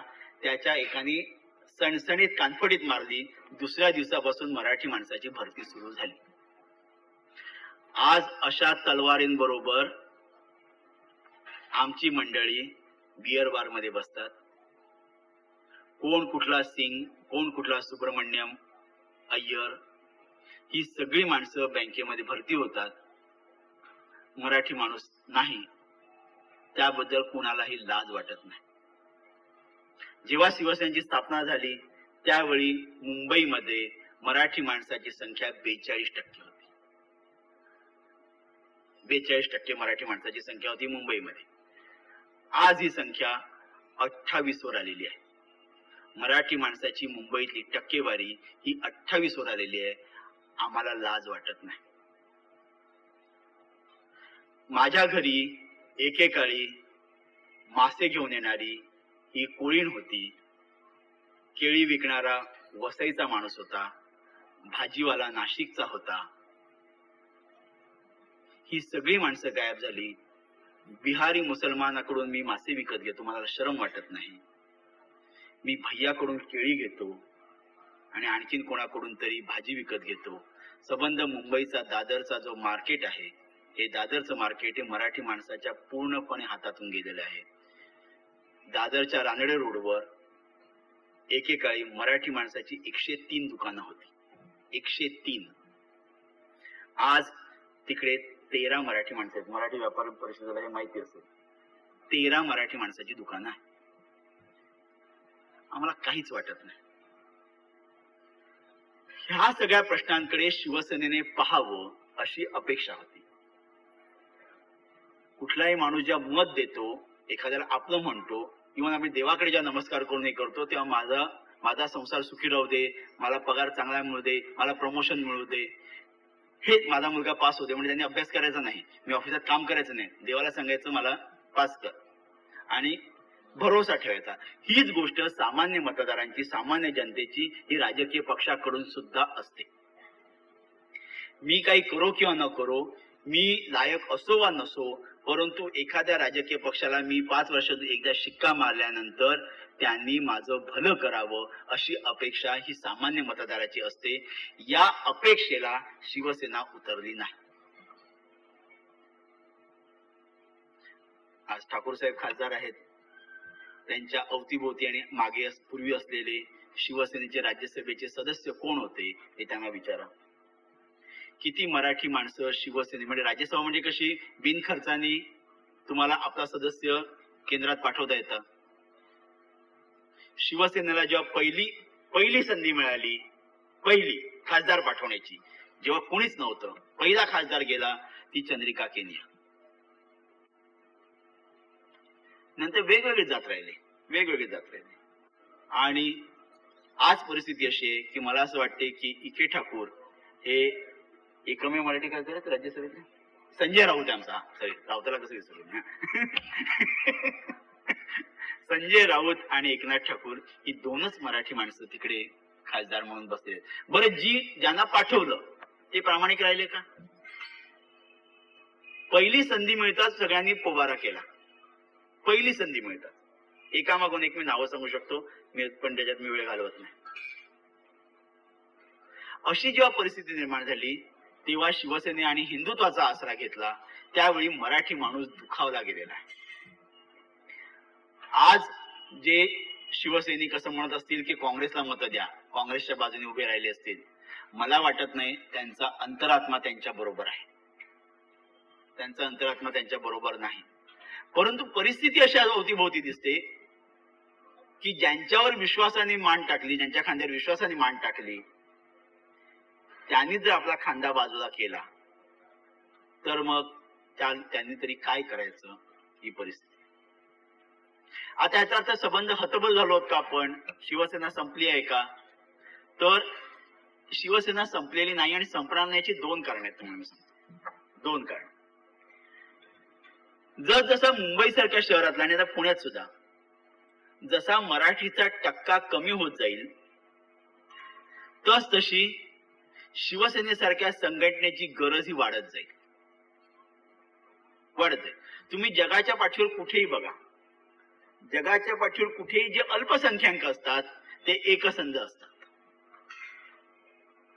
कुठेही तुम्ही बघा, कुठलंही पॅलेस्टाईन बघा, अमेरिकेमध्ये ब्लॅक्स बघा, तिकडचे रेड इंडियन्स बघा, आयरिश लोक बघा, किंवा रशियामधले कझाकिस्तानी बघा, टर्की ख्रिश्चन्स बघा, पाकिस्तानातले हिंदू बघा, भारतातले मुसलमान बघा. ही सगळी माणसं जिकडे जिकडे अल्पसंख्याक असतात हे अल्पसंख्याक एकसंध असतात. त्यांना एकमेकांना मिठी राहून मारून राहावंच लागतं. ही पुन्हा आपली मानसिक गरज असते. जसा आपला टक्का मराठीचा टक्का कमी होत जाईल तशी शिवसेनेची गरज ही वाढत जाईल. आणि ही जी मराठी एकसंधपणाची जी काही आपण इतर वेळी टिंगल करताना बोलतो की एकमेकांचे पाय खेचणारी खेकड्याची जमात म्हणजे मराठी माणसं वगैरे, परंतु तसं नसतं. हे बोलायला ठीक आहे, परंतु समुदाय म्हणून तसं नसतं. हे इंडिव्हिज्युअल म्हणून बरोबर आहे. शेजारणीच्या पोराला खरूज व्हावी आणि पलीकडच्या बाईच्या मुलीचं लग्न मोडावं असं आपल्याला वाटत असतं, परंतु समुदाय म्हणून जेव्हा आपण उभे राहतो तेव्हा अल्पसंख्याक परत सांगतो हे एकसंध राहतात. त्यामुळेच अभिजित सावंत जेव्हा इंडियन आयडॉल मध्ये गेला आणि फायनलला गेला तेव्हा मराठी माणसांनी मरून दुसऱ्याकडून मोबाईल आणून SMS केले. हे उगाच होत नाही, हे अव्यक्त असतं, हे छुप असतं, सबकॉन्शियसली होत असतं, परंतु हे होतच असतं. सचिन पिळगावकरला त्यामुळे मतं मिळाली आणि विंदा करंदीकरांना ज्ञानपीठ मिळाल्यानंतर ज्ञानपीठचा माहिती म्हणजे गव्हाचं पीठ की कसलं पीठ हे ज्यांना माहिती नाही अशा माणसांच्या मनात सुद्धा आनंदाचे मोहर जे उमटले याचं कारण ते मराठी आहेत. हे तर ही जी मराठी अस्मिता जी हळूहळू सगळ्यांच्या मनामध्ये सामुदायिकरित्या जागृत होते, या जागृत होणाऱ्या अस्मितेचा फायदा हा शिवसेनेला होणारच होणार. ही नंबर 1 ची गोष्ट, ही टक्का कमी, जागरूकता आणि गरज जास्त. नंबर 2 ची गोष्ट, आज महाराष्ट्राच्या राजकारणामध्ये तुम्हाला हवामान खातं जर तुम्ही शास्त्र कोणी शिकला असाल तर एक लक्षात येईल की जिकडे जिकडे वातावरणामध्ये पोकळी निर्माण होते तिकडे तिकडे वारे जोराने वाहायला लागतात. म्हणजे माझा भूगोल कच्चा होता, परंतु हे मी थोडंसं शिकलेलं मला आठवतं. जिकडे जिकडे पोकळी निर्माण होते तिकडे वारे जोराने वाहायला लागतात. आज महाराष्ट्राच्या राजकारणामध्ये एक मोठा व्हॅक्यूम, एक मोठी पोकळी ही निर्माण व्हायला लागलेली आहे. मुंबईचे मतदारसंघ, मी जेव्हा मुंबई म्हणतो त्या मुंबई महानगर माझ्या डोळ्यापुढे म्हणजे पनवेल पासून विरार वसईपर्यंतचा नव्या मतदार संघांची जी रचना होणार आहे याच्यामध्ये महाराष्ट्राच्या 1/4 मतदारसंघ हे या प्रांतामध्ये येणार आहे. या प्रांतामध्ये जेव्हा हे मतदारसंघ येतील त्यावेळी संबंध महाराष्ट्राच्या विधानसभेचा नकाशा हा बदलला जाणार आहे आणि हा बदललेल्या नकाशाचा फायदा हा शिवसेनेला व्हायला हवा. दुसरी गोष्ट मी जेव्हा सांगतो की पोकळी निर्माण होणार आहे, पॉलिटिकल पोलरायझेशन जे आहे, ध्रुवीकरण जे आहे हे खूप मोठ्या प्रमाणावर व्हायला लागलेलं आहे. आणि जेव्हा ध्रुवीकरण होतं, जेव्हा एका बाजूला खूप मोठा खेचा होईल त्यावेळी दुसऱ्या बाजूला बॅलन्सिंग ऍक्ट साठी म्हणून, समतोल राखण्यासाठी म्हणून दुसऱ्या बाजूला फार मोठ्या प्रमाणावर माणसं ही सरकायला लागतील. या महाराष्ट्राच्या राजकारणाची जी दुफळी आहे, जी आज व्हर्टिकल आहे, उभी आहे, ती काही दिवसांनी हॉरिझॉन्टल होईल, ती आडवी होईल. ही आडवी झाल्यानंतर एक छोटा गट एका बाजूला आणि एक मोठा मासेसचा गट, समाजाचा एक मोठा गट हा दुसऱ्या बाजूला, अशी परिस्थिती निर्माण होईल. आणि ही जेव्हा परिस्थिती निर्माण होईल तर हा जो मोठा गट आहे यांना शिवसेनेसारख्या पक्षाकडे जावं लागेल. याचं कारण असं, अजून 4-5 वर्षांनी शरद पवार काय स्थितीत आहेत मला माहिती नाही, परंतु त्यांच्या नॅशनल आकांक्षा, राष्ट्रीय त्यांच्या आकांक्षा ज्या आहेत या खूप बळावलेल्या असतील. प्रमोद महाजनांच्या ऑलरेडी राष्ट्रीय आकांक्षात आहेत, काँग्रेसमध्ये निर्णायकी आहे. अशा वेळी राज्याला खेचून नेणारा, राज्याला टिकवणारा, या राज्याची अस्मिता जपणारा असा एक पक्ष या राज्यासाठी आवश्यक आहे, जो प्रत्येक राज्याला आवश्यक आहे. तिकडे बिजू जनता दल का वाढतो, तिथे तेलुगू देसम का टिकून राहतो, अण्णा DMK का टिकून राहतो, नरेंद्र मोदी जरी भाजप असले तरी त्यांचा जो गरबी गुजरात ही जी त्यांची जी काय हे आहे, गुजरातचा गौरव त्या दृष्टीने ते लोकल पार्टी आहेत. मार्क्सवादी कम्युनिस्ट पक्ष हा जरी नॅशनल पार्टी असला तरी तो त्या राज्यापुरता सीमित आहे. या सगळ्या ठिकाणी असे हे प्रांतिक पक्ष मोठे होत जात आहेत. याचं कारण त्या राज्यांची ती गरज बनलेली आहे आणि ही गरज पुरवण्यासाठी शिवसेनेला खूप मोठी संधी आहे. मात्र त्या 2009 कडे लक्ष ठेवून आतापासून तयारी सुरुवात झाली पाहिजे. मला राज ठाकरेंचं संकट काय मला म्हणजे आता ठीक आहे, मला राज ठाकरे मला खूप आवडतात. अतिशय पोटेन्शियल असलेला, अतिशय क्षमता असलेला असा तो युवक आहे. परंतु मला राज ठाकरेंची फारशी काळजी वाटत नाही. कारण आज त्यांचं वय 37-38 आहे मला वाटतं. बाळासाहेबांनी शिवसेना स्थापन केली त्यावेळी त्यांचं वय 39 होतं. कदाचित राज ठाकरे त्यांचा स्वतंत्र पक्ष काढतील. जर राज ठाकरे त्यांचा स्वतंत्र पक्ष काढला तर माझ्या दृष्टीने ती शिवसेनेच्या दृष्टीने इष्टापत्ती ठरेल. तुम्हाला वाटेल हा काय दारू पिऊन बोलतोय की काय, परंतु शिवसेनेच्या दृष्टीने ही इष्टापत्ती ठरेल. याचं कारण असं, ध्रुवीकरणाच्या प्रोसेसमध्ये जेव्हा दोन गट असे ताणले जात असतात तेव्हा कुठेतरी ती प्रोसेस थांबवावी लागते, कुठेतरी ती प्रक्रिया थांबवावी लागते. राज ठाकरे बाहेर पडल्यामुळे, आणि जर त्यांनी स्वतःचा पक्ष काढला तर ते कुठेतरी गेले भरकटले तर सोडून द्या, पण त्यांनी खरंच स्वतःचा पक्ष काढला तर आज ज्यांना शिवसेनेमध्ये गुदमरायला होतंय त्यांना असं वाटत असेल की आता आपण गुदमरतोय त्यामुळे आपण काँग्रेसमध्ये गेलं पाहिजे किंवा राष्ट्रवादीत गेलं पाहिजे, त्यांच्यासाठी एक आउटलेट, त्यांच्यासाठी एक नवीन दालन हे तयार झालेलं आहे. म्हणजे जी शिवसेनेची मतं परंतु शिवसेना नेतृत्वाला न मानणारी अशी जी काही फळी असेल, ही फळी काँग्रेसमध्ये न जाता ही शिवसेनेमध्ये जाईल. काँग्रेसमध्ये हीच परिस्थिती निर्माण झाली होती जेव्हा ज्यांना काँग्रेसचं नेतृत्व मान्य नव्हतं, ज्यांना सोनिया गांधींचं नेतृत्व विदेशी या सगळ्या मुद्द्यांमुळे मान्य नव्हतं, अशी मंडळी जी भाजप आणि शिवसेनेमध्ये मोठ्या वेगाने येत होती, ती 5 वर्षापूर्वीची परिस्थिती आठवा, वेगाने येत होती, त्याच वेळी राष्ट्रवादी काँग्रेस तयार झाली आणि हा जो काँग्रेसमधला जो डिस्ग्रंटल एलिमेंट होता, असंतुष्ट आत्मे जे होते, हे सगळे राष्ट्रवादीमध्ये गेले. एक निवडणूक काँग्रेस विरुद्ध राष्ट्रवादी विरुद्ध शिवसेना बीजेपी अशी झाली. त्यावेळी काँग्रेसला काही सीट्स मिळाल्या, राष्ट्रवादीला काही सीट मिळाल्या, शिवसेना बीजेपीला काही सीट्स मिळाल्या. निवडणुकीनंतर ते दोघं एकत्र आले आणि त्यांनी सत्ता ताब्यात घेतली. पुढच्या निवडणुकीमध्ये त्यांनी निवडणुकीच्या आधीच आघाडी केली आणि सत्ता ताब्यात ठेवली. देव करो असं कदाचित होईल की कदाचित पुढच्या निवडणुकीमध्ये शिवसेना आणि ही जी काही राजसेना होईल हे कदाचित लढतील. निवडून आल्यानंतर ना शिवसेनेला ना राजच्या पक्षाला काँग्रेस बरोबर जाता येईल, त्यांना जाता येणार नाही. त्यांना एकत्रच राहावं लागेल आणि असं जर एकत्र राहिले तर मग शिवसेनेची संख्यात्मक बळ, म्हणजे शिवसेना आणि ही जी काय आघाडी होईल यांचं संख्यात्मक बळ आता जितकं आहे याच्यापेक्षा जास्त असेल. मी 2009 कडे डोळे लावून बसलेलो आहे, हे जास्त असेल. त्यामुळे हे जे काही घडतंय याच्याकडे त्याच्यासाठी फार बोटं न मोडता मला असं वाटतं शिवसेनेने येणाऱ्या प्रत्येक संकटाला, प्रत्येक आपत्तीला जर का इष्टापत्ती मानलं तर यातून खूप काही साधता येईल. हा एक भाग झाला. महाराष्ट्राच्या राजकारणामध्ये मी तुम्हाला सांगितलं शिवसेनेला निश्चित भूमिका आहे. याचं कारण महाराष्ट्राचं औद्योगिकरण हे सर्वात जास्त होते. महाराष्ट्र हे सर्वाधिक औद्योगिकरण झालेलं आणि सर्वाधिक शहरीकरण झालेलं असं राज्य आहे. गोष्ट अशी आहे की काँग्रेस, राष्ट्रवादी किंवा बीजेपी या तिन्हींकडे जे नेते आहेत, हे तिन्हीकडचे नेते हे फक्त ग्रामीण भाग आणि शेती प्रश्न यांच्याकडेच लक्ष देणार आहेत. काही जण शेती उद्योगाबद्दल बोलतात, काही शेतीबद्दल बोलतात, काही ग्रामीण पाणी पुरवठ्याबद्दल बोलतात, काही पाटबंधाऱ्यांबद्दल बोलतात, काही एनरॉन बद्दल बोलतात. हे सगळे लोक हे ग्रामीण व्यवस्थेवर बोलणारे आहेत, ग्रामीण जीवनावर बोलणारे आहेत, त्या विषयाचा त्यांचा अभ्यास आहे.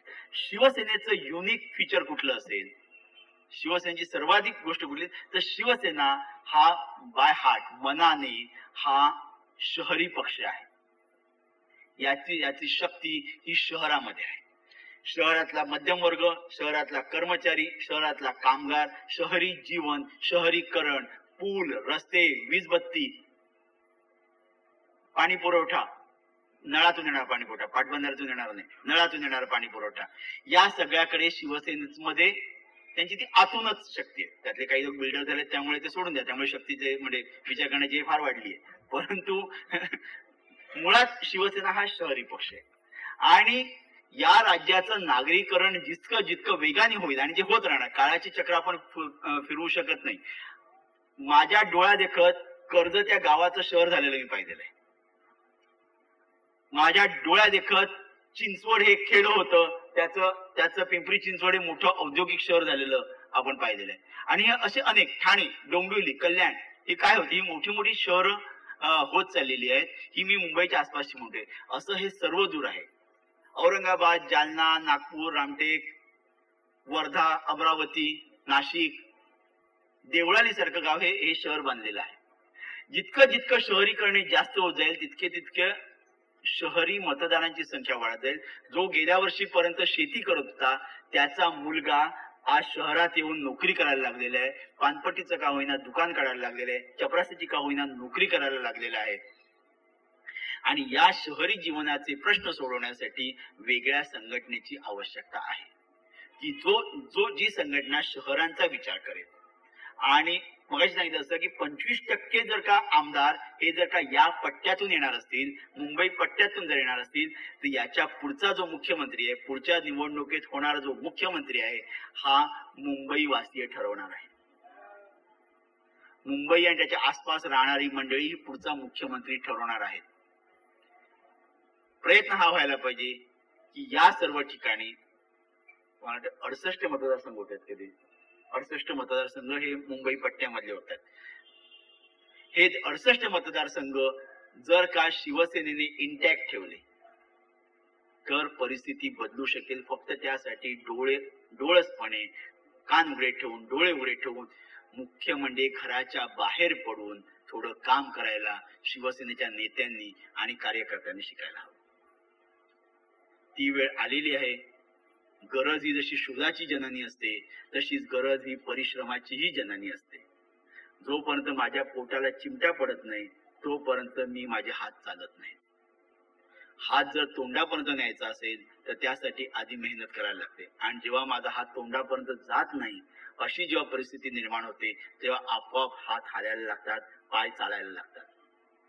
ती वेळ शिवसेनेमध्ये आलेली आणि मला यातून खरोखर मला अतिशय विश्वास आहे की या निबिड अरण्यातून, या मोठ्या बोगद्यातून हा पक्ष संघटना म्हणून, राजकीय पक्ष म्हणून संघटना म्हणून निश्चित पार होईल. शिवसेनेचं रूप बदललेलं असेल, कारण तिसऱ्या काळाची गरज आहे. आता नुसता वाघ दाखवून उपयोग नाही. धनुष्यबाणाचे दिवस गेलेले आहेत. AK-56 आहे सगळ्यांच्या हातामध्ये. आपण तिरकमट्या चालवत राहून उपयोग नाही. या तऱ्हेने शिवसेनेने स्वतःच्या मनोवृत्तीत बदल केला तर या पक्षाला, या संघटनेला निश्चित भवितव्य आहे. इतर पक्षांबद्दल मी बोललेलोच आहे. महाराष्ट्राच्या राजकारणाचा जसं मी फार वेळ घेतलेला आहे, महाराष्ट्राच्या राजकारणाचा जर विचार करायचा, महाराष्ट्राचं देशाच्या राजकारणामधलं आजचं स्थान हे अत्यंत गौण आहे. अत्यंत गौण आहे. कोणी या महाराष्ट्राला, मी अनेक वेळा मी दिल्लीत राहिलेलो आहे. झी टीव्हीचे चॅनल मी सुरू केलं होते, मी दिल्लीतच होतो. महाराष्ट्राला तिकडे ठाकूर साहेब जास्त सांगू शकतील, कुत्र विचारत नाही अशी परिस्थिती. त्याचं परत कारण सांगतो. एक बाळासाहेब हे हिंदू हृदय सम्राट आहेत.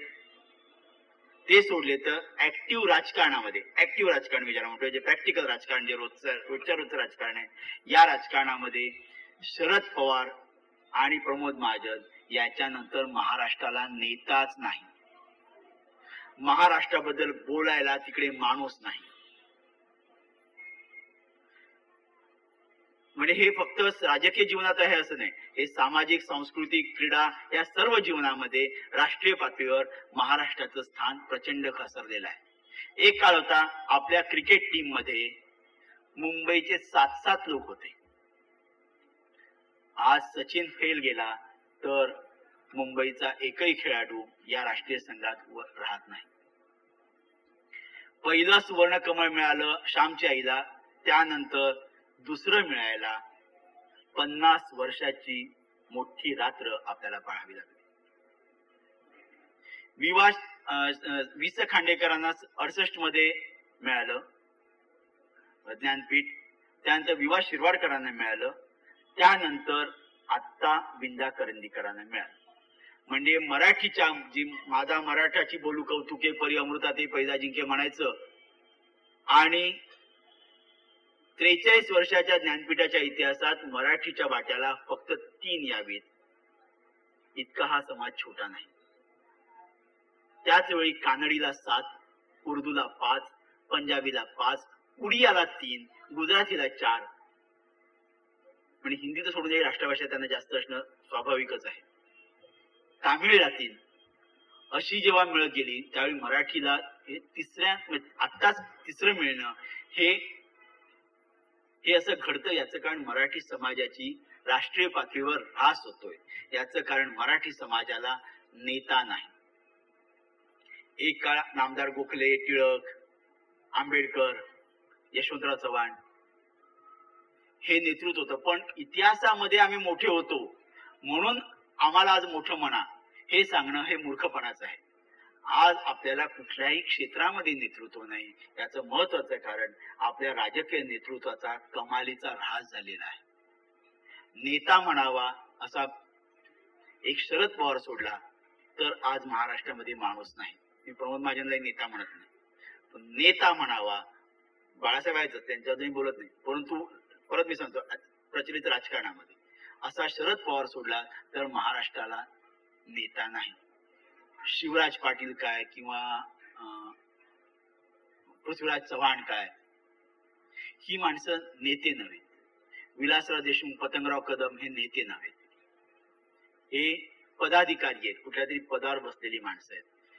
जोपर्यंत महाराष्ट्राला नेतृत्व मिळत नाही तोपर्यंत महाराष्ट्राचा राष्ट्रीय पातळीवर कोणी विचार करण्याची शक्यता सुद्धा नाही. आपणच आपले मांडे रचायचे की महाराष्ट्राला राष्ट्रपती पद मिळणार आहे, महाराष्ट्राला पंतप्रधान पद मिळणार आहे. हे सगळं झूट आहे. आपण आत्ममग्न राहतो आणि जेव्हा आत्ममग्न राहतो तेव्हा आपला विकास हा खुंटत राहतो. याचं मराठी माणसाचं किंवा महाराष्ट्राच्या राजकारणाचे असं होण्याचं कारण आपण आसपास जग बदलले आहे याचा आपण कधी विचारच केलेला नाही. आपण अजूनही टिळकांचा महाराष्ट्र, आंबेडकरांचा महाराष्ट्र, गोखलेंचा महाराष्ट्र, शिवाजीचा महाराष्ट्र, महात्मा फुले, कर्वे यांचा महाराष्ट्र या जगामध्ये फिरतो आहोत आणि त्यामुळे खरं म्हणजे आपण सत्याला आपण सामोरं जात नाही आहोत. शेवटी एक उदाहरण देतो आणि माझं भाषण संपवतो. फार वर्षांपूर्वी इतिहासाच्या सुरुवातीला जेव्हा जीवसृष्टी मोठी होत होती त्यावेळी या जगामध्ये डायनासॉर नावाचा एक महाप्रचंड महाकाय असा प्राणी होता. प्रचंड होता, अजस्र होता. त्याच वेळी जगामध्ये अत्यंत गलिबल, अशक्त, छोटीशी अशी माकडं होती. डायनासोरने नुसतं मान वर केली ती माकडं 25 फूट पळून जायची आणि झाडावर लपायची. डायनासोर चालायला लागला की सगळीकडे थरकाप व्हायचा. काही वर्षानंतर काय झालं, स्वतःच्याच वजनाखाली चालता येऊन असं न झाल्यामुळे, अन्न समोर न आल्यामुळे डायनासॉर अशक्त होत गेला आणि डायनासॉर तो अंडी द्यायचा. हा अंडी देणारा डायनासॉर हा एक काळ अस्तंगत झाला. त्याच वेळी एका झाडावरून दुसऱ्या झाडावर हुप हुप करत जाणारी जी माकडं होती ती हळूहळू झाडावरून उतरून जमिनीवर आली. 4 पायांवरून 2 पायांवर चालायला लागली. झाडाच्या ऐवजी गुहेत राहायला लागली. गुहेनंतर घरात राहायला लागली. अंगावर कपडे घालायला लागली. शेती करायला लागली. शिकायला लागली. शहरात आली. उद्योग सुरू झाले आणि त्याचा माणूस बनला आणि त्या माणसाने डायनासॉरवर सिनेमा काढायला सुरुवात केली. हे असं का झालं? हे असं झालं याचं कारण असं, जे माकड जे होतं हे परिस्थितीनुसार बदलत गेलं.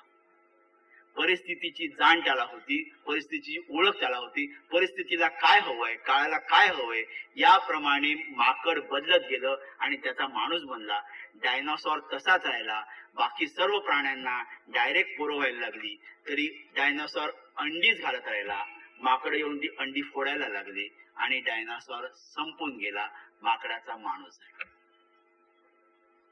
मराठी राजकीय व्यवस्थेचं, मराठी समाज व्यवस्थेची परिस्थिती ही बरीचशी डायनासॉर सारखी झालेली आहे. आपण आत्ममग्न आहोत. अजून नासी फडके, वि स खांडेकर, पु ल देशपांडे यांच्याच काळामध्ये आपण आनंदात आहोत. अजून आपण छत्रपती शिवाजी महाराज की जय म्हटलं की आपलं काम झाल्यासारखं आपल्याला वाटतं. अजूनही तोच माझा ज्ञानेश्वर, तोच माझा तुकया, तोच माझा नामदेव, तेच यशवंतराव चव्हाण. त्याच्या पुढे आपल्याला काही जायचंय. आज इतर राज्यांना तरुण नेते लाभलेले आहेत, ते तुफान करतायत तिकडे. अशा वेळी आपण त्यांच्या बरोबर जर परिस्थितीप्रमाणे बदललो नाही तर आपला डायनासॉर होईल. कोणी माकड म्हटलं तरी हरकत नाही, परंतु परिस्थितीचं भान ठेवून आपण जर राहिलो तर आपण या जगामध्ये टिकू आणि प्रगती करू. मला या व्याख्यानमालेसाठी तुम्ही बोलवले आणि माझे जे काही छोटे मोठे वाकडे तिकडे विचार असतील ते आपण ऐकून घेतलेत, याबद्दल मी आपले आभार मानतो.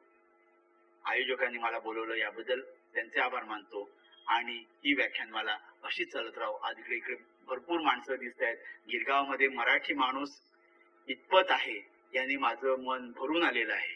कारण येताना मी तिकडून मेट्रोकडून आत शिरलो आणि याबद्दल येत असताना आजूबाजूच्या ज्वेलर्सची आणि किराणा मालाच्या दुकानाच्या नावाचे बोर्ड बघून मला आपण मुंबईत आहोत की अहमदाबादमध्ये हे कळेनासं झालं होतं.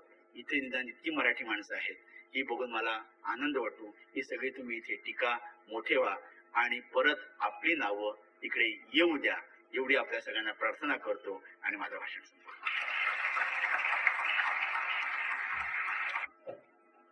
सखोल चिंतन, अखंड वाचन, एक विशुद्ध अशी व्यापक दृष्टी, स्वमताचं सप्रमाण विवेचन करण्याची ताकद, चौफेर दृष्टी, पत्रकाराची शोधबुद्धी, या सगळ्यातनं जे व्यक्तिमत्व साकारतात अशी व्यक्तिमत्व आपण अनेक पाहिजे.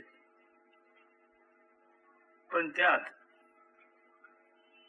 माझा मराठी माणूस, माझा महाराष्ट्र, या महाराष्ट्राचं भूतकाळ, वर्तमान काळ आणि भविष्यकाळ याच्याबद्दलची मनात असलेली सातत्याने असलेली चिंता आणि शिवसेना ह्या मराठी माणसाच्या करता निर्माण झालेल्या पक्षाबद्दलची आस्था, आपुलकी आपण ज्यांच्या ठाई आता पाहिली ती पाहून तुम्ही सगळे थक्क झाला असाल. माझे सन्मित्र माननीय श्री भरतकुमार राऊत तिथे आले पण त्यांची औपचारिक ओळख करून दिली नाही. उद्घाटन त्यांच्याच हस्ते व्हायचं होतं, त्यांच्याच शब्दांनी सुरुवात व्हावी असं आम्हाला वाटलं. ते म्हणत होते माझे हातपाय कापतायत, ते कदा तुमच्यापैकी 1 सुद्धा लोक नव्हते, बरं झालं. पण खरं बघायचं थोडस जर अस्थिरता असेल आणि थोडे भीतीग्रस्त असू तर आम्ही दोघे जण होतो. मी शिवसेनेचा खासदार आणि माझे साथी शिवसेनेचे नगरसेवक. पण मित्रांनो, आजचं जे इथं चिंतन, प्रकट चिंतन आहे राऊत साहेबांचं, याच्याबद्दल मला जर 1-2 मिनिटं बोलायचं असेल तर 2-3 गोष्टी मी सांगेन. त्यावेळी पुढच्या वेळी त्यांना पुन्हा आणून काही प्रश्नोत्तर, काही विचार आपण करू शकतो. आणि 4-5 गोष्टी सांगतो की त्यांनी जे सांगितलं की there is a light at the end of the tunnel. एका बोगद्यातनं जातोय आपण, त्याच्या पलीकडे गेलो तर प्रकाश निश्चित आहे असं त्यांनी सांगितलं. त्याच्यात थोडा जर असा भाव होता, पण आमच्या कोणाच्याही मनात यत्किंचितही शंका नाही की हा बोगदा कितीही दूरचा असला तरी आम्ही तो पूर्ण ताकदीने, प्राणपणाने पार करणार आहोत. आणि शिवसेना एक महाशक्ती म्हणून या महाराष्ट्रामध्ये आणि देशामध्ये निश्चितपणे उभी राहणार आहे.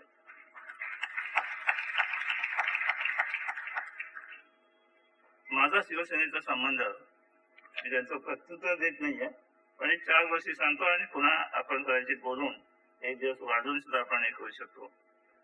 हा 1967 पासूनचा आहे. कदम मॅन्शन मध्ये ज्यावेळी शिवसेनेच्या सभा व्हायच्या त्यावेळी मी मुंबईत आलो होतो आणि तिथे जायचो.